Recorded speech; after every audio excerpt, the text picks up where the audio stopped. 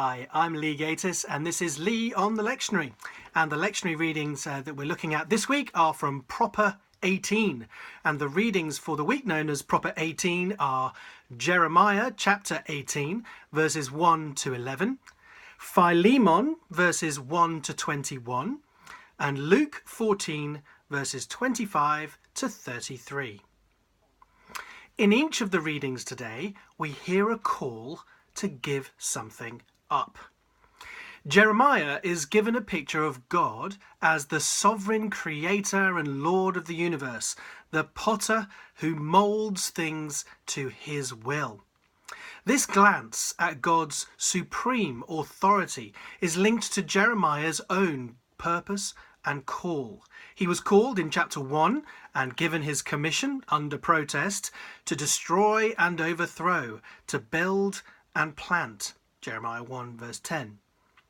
Now he must remind sinful Israel that the sovereign God can pick and choose which of those two destinies they meet.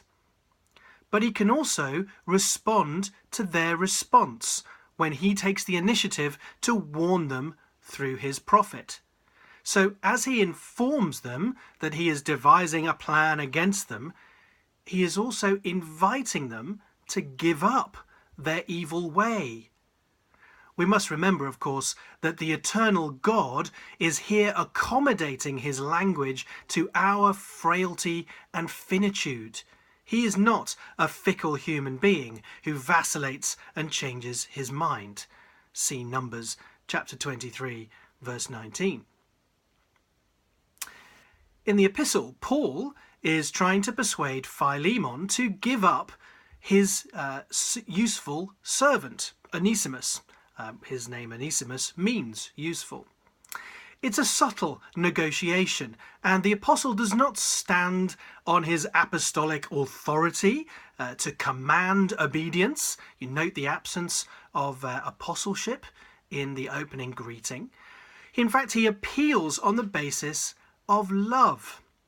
He appeals on many other grounds too, not least of which is the slave's new obedience and allegiance to Christ and his usefulness to Paul's mission, in which Philemon considers himself a partner.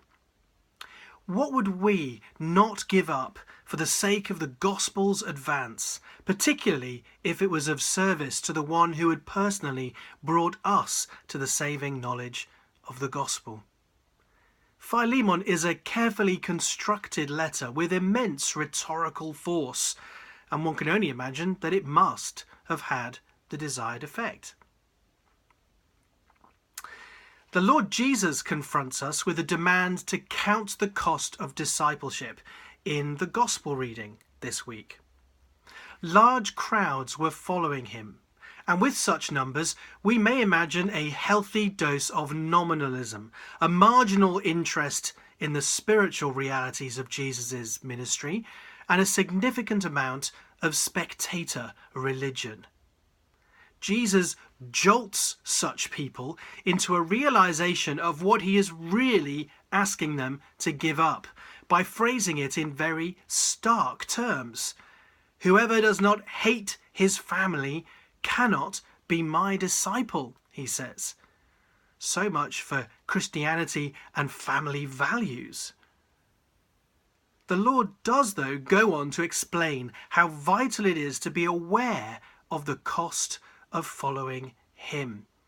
We must give up all our possessions, not just our slaves, perhaps, as Philemon was later to learn, but anything which might be more urgently needed for the gospel than for our comfort in this life. He urges us, like a king planning for war, to sit down and think carefully about what is required, for otherwise our initial good intentions will be quickly defeated and come crashing down like the tower that was planned without adequate foundations.